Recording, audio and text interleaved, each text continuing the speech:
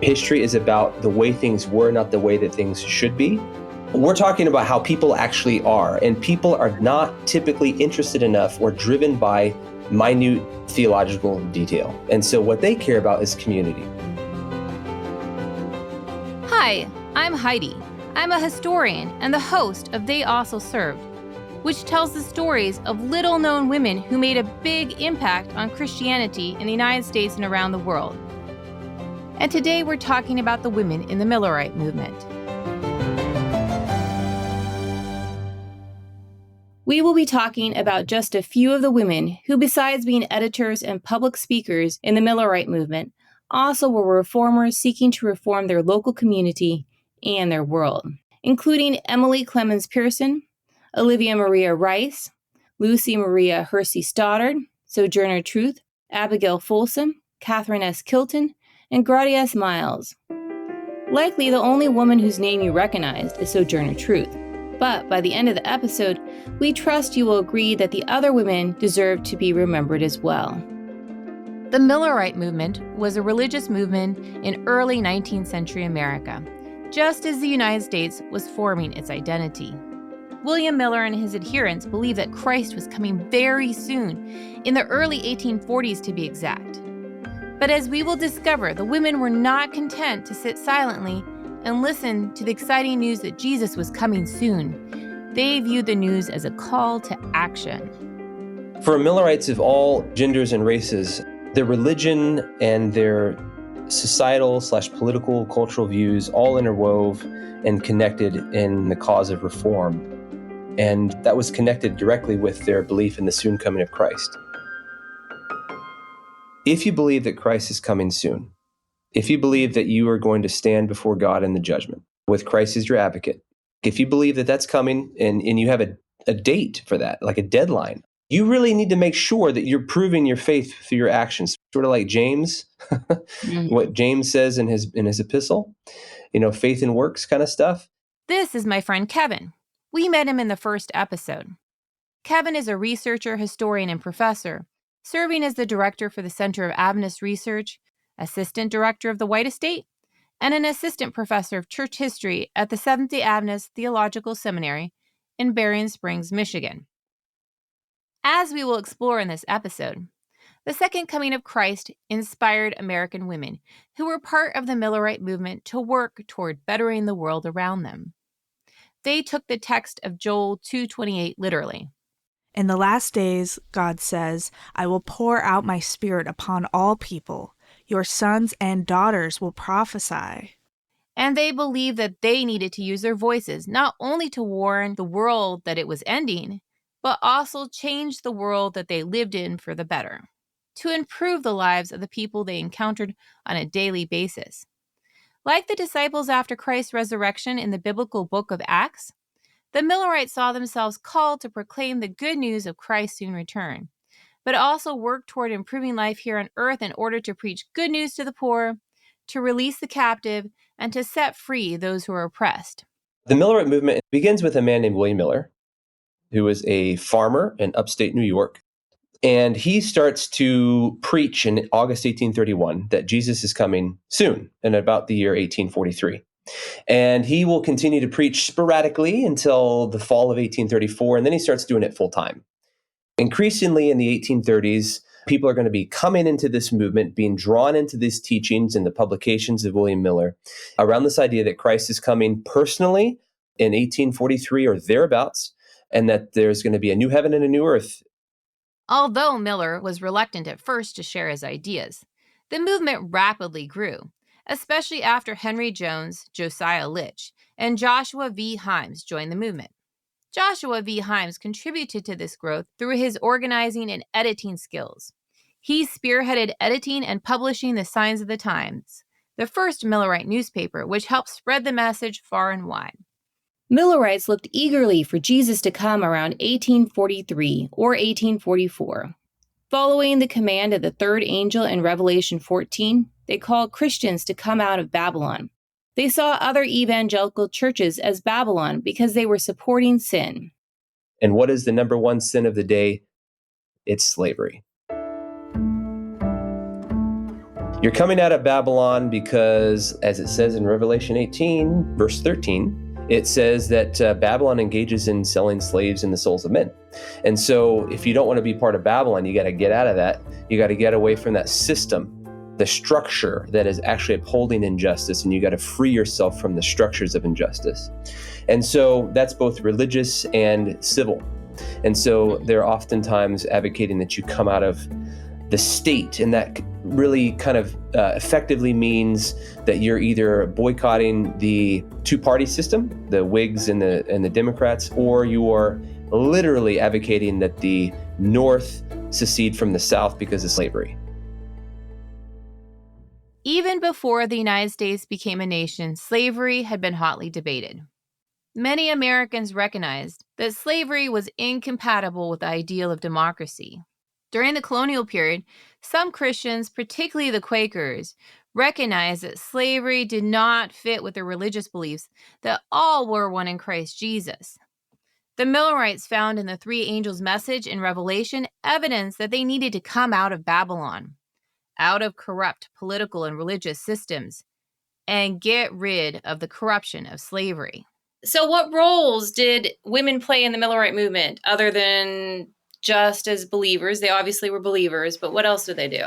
They did everything that the men were doing. I mean, literally just about everything. So I can bring out 4 different categories for you right now. I'll talk about editors, preachers, women's rights activists, and other reformers. Among the editors, you have Emily Clemens Pearson and Clorinda S. Minor. Those are 2 of the leading female editors during the Millerite movement.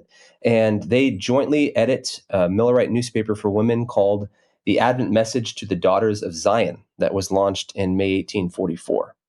Even the name the Millerite women chose for their journal demonstrates that the women were envisioning themselves as part of Christ's heavenly family, already in the heavenly kingdom. Women were multitaskers, and most of them participated in the Millerite movement in multiple roles. Despite the Millerite movement ending, their careers and their involvement in religious and political reform movements continued. They sort of launched their public career, if we can call it that, during the Millerite period. And Emily Clemens Pearson, she will end up going on and she will write several, 4 in fact, anti-slavery novels. Generally, most of us today think of Harriet Beecher Stowe when we think about abolitionist novels in the lead up to the U.S. Civil War. While today Uncle Tom's Cabin is the best-known work in this genre, Stowe wasn't the only writer of such novels. Some scholars compare Emily Clemens Pearson's work in the 1850s and 60s to Harriet Beecher Stowe. What's fascinating is that Emily Clemens Pearson is an actual abolitionist, and so she approaches the subject very differently. And so she actually is imagining a more egalitarian world than Harriet Beecher Stowe is, at least if we're thinking of Uncle Tom's Cabin. Clemens actually lived in a slaveholding household for a period of time in Virginia, and Harriet Beecher Stowe never did. Pearson actually has some experience like that. And she ends up writing 4 of these anti-slavery novels that do have some impact and that are significant, although she doesn't become as widely known as Harriet Beecher Stowe. But those women began as editors of Millerite papers, and they are also preachers. And there are other preachers as well, and they're also abolitionists. 2 of the most well-known or influential female preachers who were Millerite Adventists are Olive Maria Rice and Lucy Maria Hersy Stoddard. Both of those women did a lot of preaching, and they won a lot of converts. Catherine Breckus has written the most definitive book on women preachers in late 18th and early 19th century America, called Strangers and Pilgrims. It's an eminently readable work, along with her book, Sarah Osborne's World, that we encourage listeners to read. In Strangers and Pilgrims, Breckus discusses over 100 women preachers. She ends her work discussing the Millerite movement. Catherine Breckus looks at how many female ministers there were between 1840 and 1850, and she counted 33 women. And of course, there were many more than that. But out of those 33, 22 of them were Millerites. So the overwhelming majority. One quote from Breckus here is, she says, "The Millerites were the last evangelical sect in antebellum America to sanction female preaching. Between 1840 and 1845, at a time when other denominations were trying to force women out of the ministry, they allowed at least 22 to serve as itinerant preachers. And that's significant.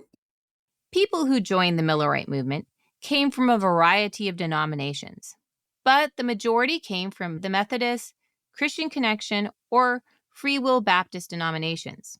For example, William Miller himself was a Baptist, Ellen Harmon White had been a Methodist, and her husband had been a Christian Connection minister. She goes on to talk about and compare the Millerites with Free Will Baptists and Methodists and Christian Connectionists, three other religious groups that were known to give more authority to women in their role. And she says that the Millerites, they championed the woman's right to speak even more than all of those other groups. Olive Maria Rice becomes a Millerite at about June 1842 after hearing William Miller lecture. And she immediately feels called to preach the Advent doctrine, and she soon becomes, like almost overnight, a very well-known Adventist preacher. According to the Midnight Cry, which is one of the Millerite newspapers at the time, they stated this: "This devoted sister is still laboring in New York. She lectured recently at Batavia and Pine Hill and Attica. The effect is good wherever she goes."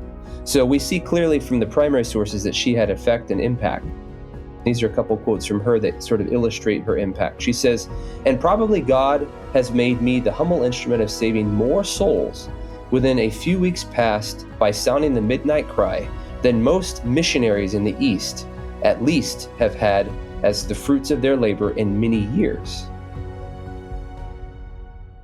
That's significant, right? And then she goes on and she says, "While God works in such power and converts so many souls where I labor, I cannot, dare not stop for the reason that I am a sister." Of course, a sister means a woman in 19th century parlance. We don't know enough about these women, but we do see things like that show that they are significant and worthy of a deeper study. As our last episode pointed out, uncovering details about these women's lives can be difficult, which is why their stories have sometimes been overlooked.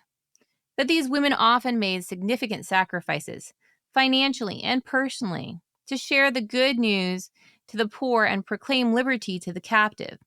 Many women found the cause worth the cost.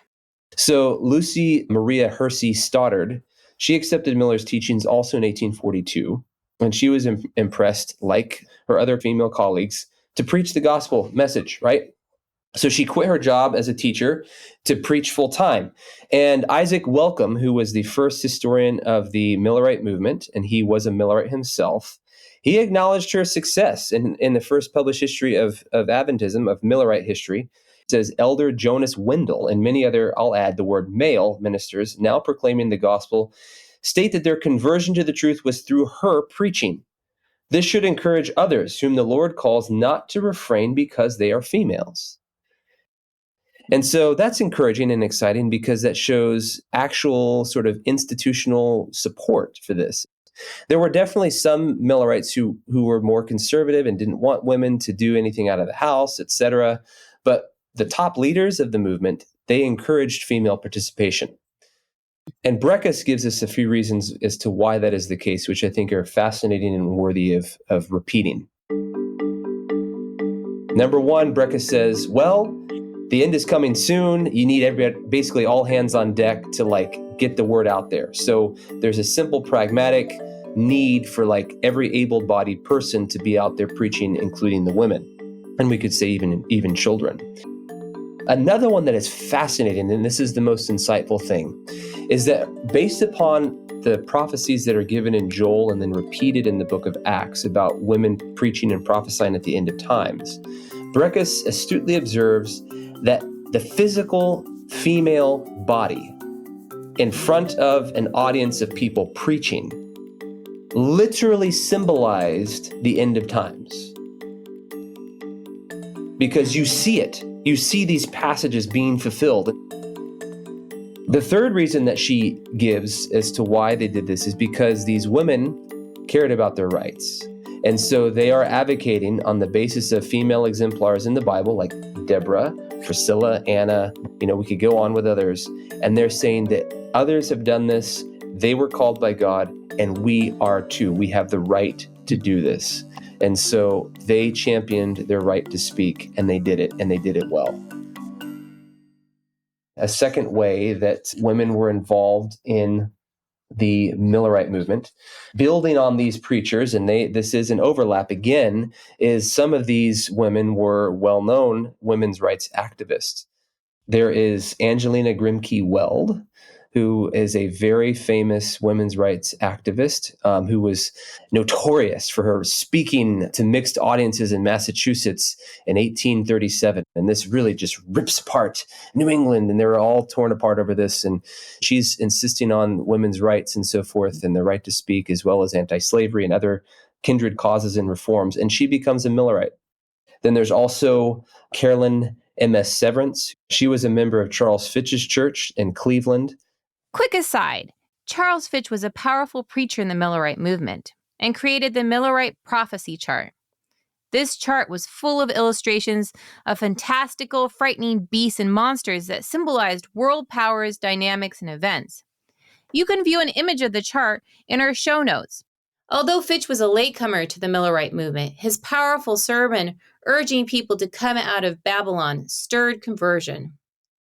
After baptizing people on a cold, windy day, he contracted pneumonia and died only days before October 22, 1844, leaving his wife, Zerviah, and their young children behind. It was reported that Zerviah was stoic at his funeral, filled with assurance that Christ would come soon. Through Fitch's ministry, Carolyn Severance, along with her husband, both became Millerites. She ultimately outshone her husband and became a leading women's rights activist in the 19th century. She remained an Adventist for only a decade, but she always viewed Charles Fitch and her experience with the Adventists fondly. But Severance was not the only Millerite women's rights activist. Sojourner Truth was another famous women's rights activist and abolitionist. She launches her career in the Millerite movement. She takes the name Sojourner Truth in 1843 during her Millerite experience. She actually sort of dons this mantle and starts to speak and preach in Millerite camp meetings and starts to really become a public figure with the rise of Adventism. And she will remain connected in various ways with Adventism until her death, which was in Battle Creek among Seventh-day Adventists.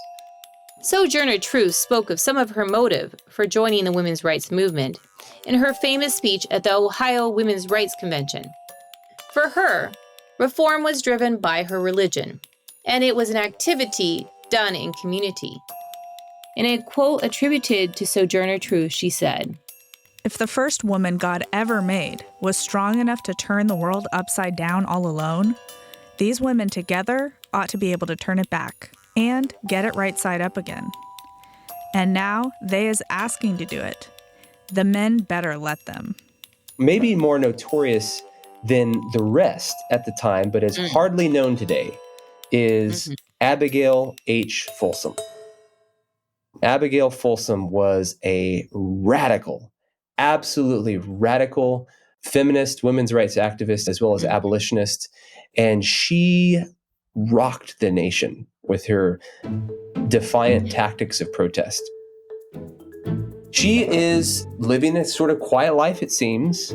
Then she becomes a Millerite, comes to the very first Millerite General Conference in 1840. She contributes financially to the cause. She participates in meetings that Joshua V. Himes is holding in his Chardon Street Chapel.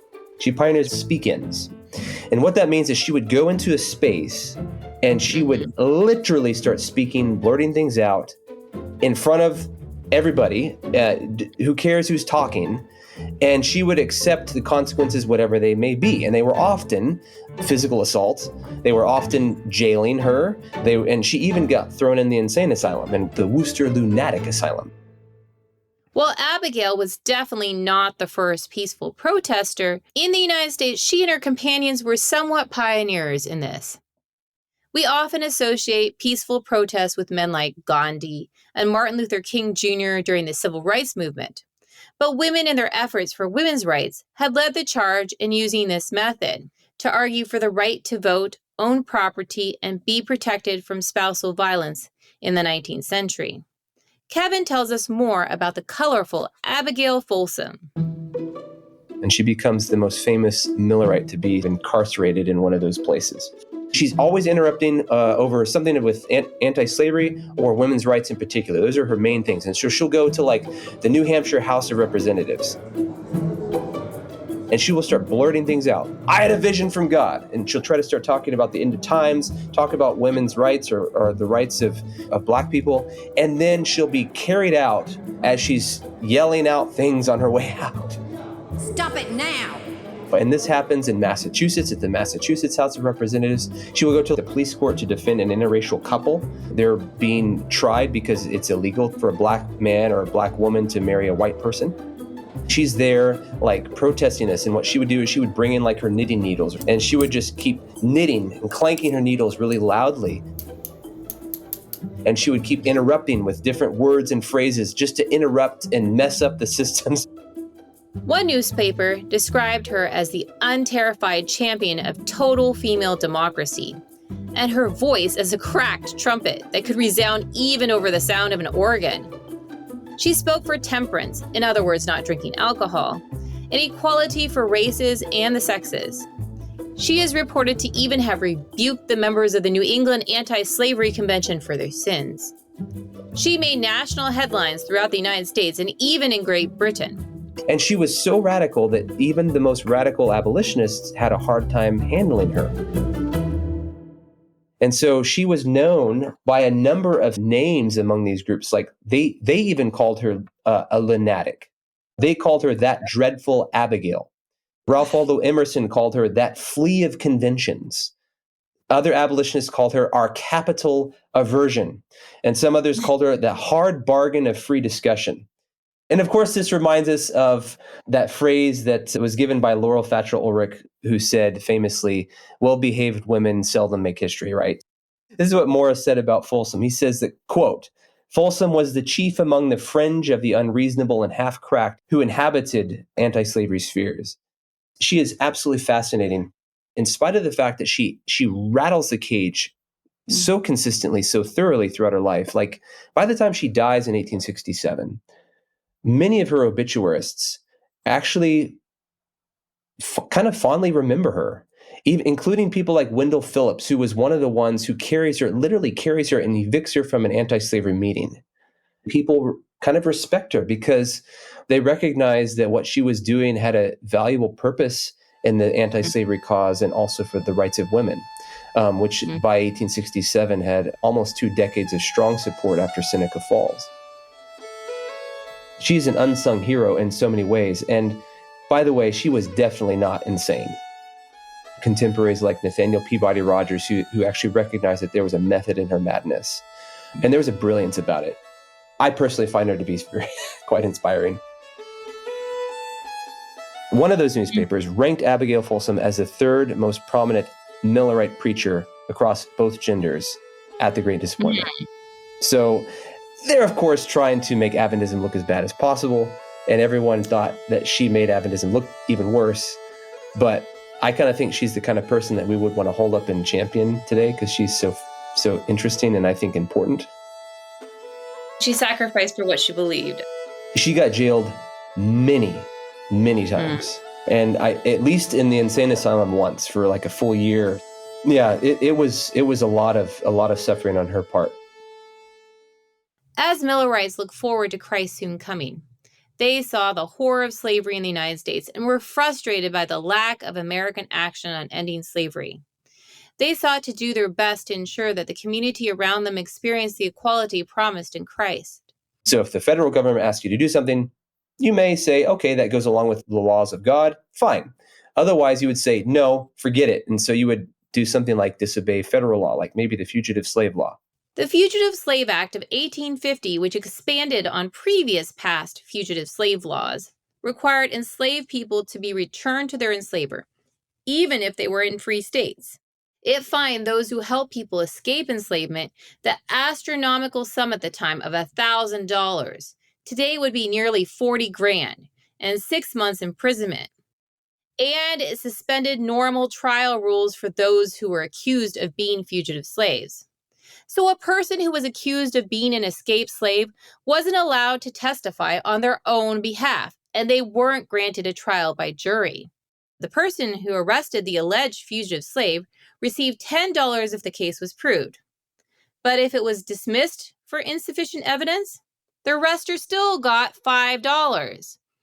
This law was a big contributor to the growing tensions leading up to the American Civil War. Among the most prominent of female non-resistants is a woman named Sarah C. Rugg, and she lived in Groton, Massachusetts.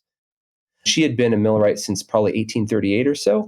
She converts with many other members of that abolitionist community there, and they continue to hold on to the Adventist message for years to come. There's also Catherine S. Kilton, who was president of the New England Female Moral Reform Society for over 30 years. Kilton was also a Millerite. The major goal of the society was to end prostitution and human trafficking. They highlighted the sexual double standard of society and sought greater protection of women's legal rights. Women talking openly about prostitution was highly controversial, and they were mobbed at their meetings. And moral reform was one of the most radical reforms that, along with anti-slavery and non-resistance, those are probably the three most radical reforms of the 19th century. There's been a narrative far too long that Adventists are ex-reformers. That's not true. They're petitioning Congress with petition drives, et cetera, and other kinds of rallies of protest and support to sort of end a lot of this oppression. And one of her colleagues is a woman named Gracia S. Miles, who is one of my absolute favorites. Gracia S. Miles was the only woman to run a Second Advent book depot that Joshua V. Himes brought into his sort of network of those that were advertised in the Midnight Cry and the Signs of the Times. So all of the other people that are operating in that kind of quasi-official capacity are men. There are, of course, many others that are operating Second Advent book depots that never get advertised in the Millerite papers. She's typically listed as Miss G.S. Miles. And it took me a long time to figure out what her first name was. She was a moral reformer. She lived in Albany, New York. She is running the moral reform headquarters for Albany. Her shop, where she tailors dresses and she makes clothing and things like this, that is the headquarters of the Moral Reform Society in Albany, New York. And that business of hers doubles as the Second Advent book depot. At the time, people didn't receive newspaper in their mailbox. They bought them directly from a publisher or the publisher's agent, so people were constantly coming to her office to buy literature. Moral reform was one of the primary ways that women, after debates over women's rights in the anti-slavery movement, a lot of them gravitate towards the moral reform societies, and they channel their anti-slavery through this as well. And Gracia S. Miles does that too. At her office, she starts an orphanage for girls. And so at her orphanage for girls, she's teaching them how to sew and how to do other kinds of things. And she becomes one of the co-founders of the Albany Female Anti-Slavery Society in 1842, when she's a Millerite.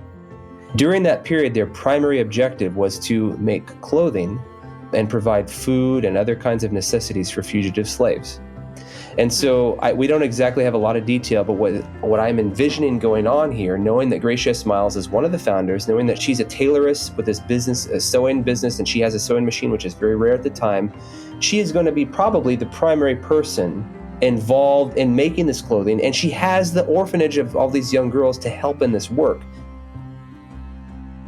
It's very logical to assume that they are the sort of the powerhouse in Albany itself of this movement. And all of that is just so interwoven with Millerism, because her office is where you go to buy William Miller's books and the Signs of the Times and the Midnight Cry. And yet that's where you also go to help fugitive slaves. It's where you also go to get your moral reform stuff for women's rights and to end sexual abuse and child trafficking. It's such a fascinating window to see in her life. She never married. She remained single her entire life. One of the reasons that she was able to be so active in reform causes is because she didn't have children of her own.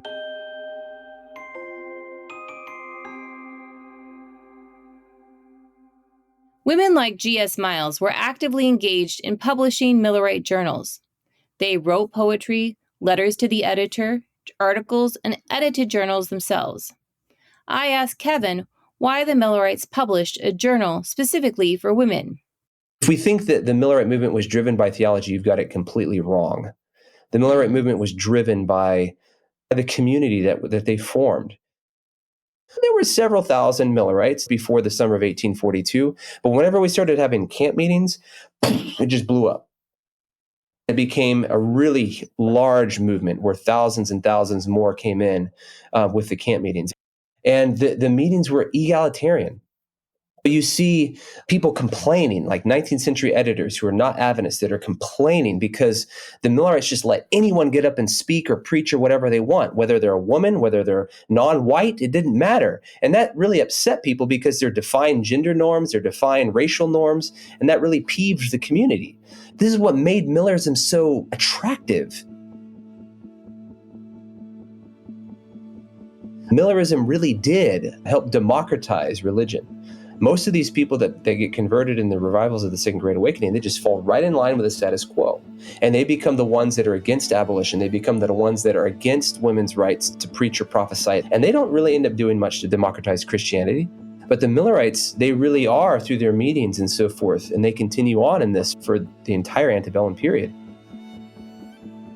So they really do play a large role in helping to democratize the nation through religion, which I think is significant. One of the main things that they do is they make it an inclusive space for women in general.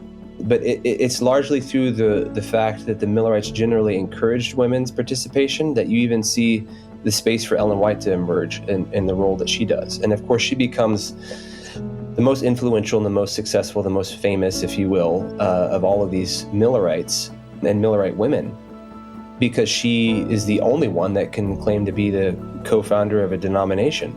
She is the woman to have co-founded the largest denomination in the world. For Millerites of all genders and races, their religion and their societal/political, cultural views all interwove and connected in the cause of reform. And that was connected directly with their belief in the soon coming of Christ. And one of the things that is true for basically all of them is that if you believe that Christ is coming soon, if you believe that you are going to stand before God in the judgment with Christ as your advocate, if you really want to show that you are prepared, and if you really believe that God is going to draw in every nation, tribe, language, and people, then you need to live like that now. And you need to warn people who are not living like that they better repent now before it's too late. And so that drove reform. It drove them to reform of all those different types that we've talked about, whether it's anti-slavery, moral reform, that is all interwoven and so interconnected that you can never divorce them. When it comes to the heart of Millerism, I'd say it's reform. Ellen Harmon White, one of the founders of the Seventh-day Adventist Church, encapsulates some of what drove those who looked for Christ's soon coming and their interest in reform. Every species of slavery is not in accordance with the Word of God. And if men and women have embraced this solemn truth for these last days that sanctifies the soul, the old political sentiments that sustain the old system of slavery will be, before they are translated, purged from them. We will be collaborators with Jesus Christ. She viewed abolitionism as a fulfillment of Isaiah 61:1. He has sent me to bind up the brokenhearted, to proclaim freedom for the captives and release from darkness for the prisoners, to proclaim the year of the Lord's favor and the day of vengeance of our God. Why is it important to understand the Millerite movement, to understand that there's all these women and these activists that are involved in the church? I think all of this should make us pause and reflect about our own life and our own spiritual walk, right? We still believe, or we still claim we believe, that Christ is coming soon. And so the perspective of the Millerites that if you believe that, if you really do believe that, are you showing that? That is no less relevant today than it was back in the 1840s. And so how are we treating women? Are we still willing to acknowledge that a women's presence is a sign at the end of the times, right? How is it changing us? I have changed a lot and been inspired a lot by studying the past. Abigail Folsom, G.S. Miles, Catherine Kilton, Emily Pearson, and the other women of the Millerite movement may not be well known today. They may have rarely visited tombs, but their legacy lives on in their efforts to share the gospel and in concrete ways to follow Christ's model of ministering to those around them. The impact of their lives on those around them was incalculably diffusive. Join me in 2 weeks as we explore how women after the Millerite movement served.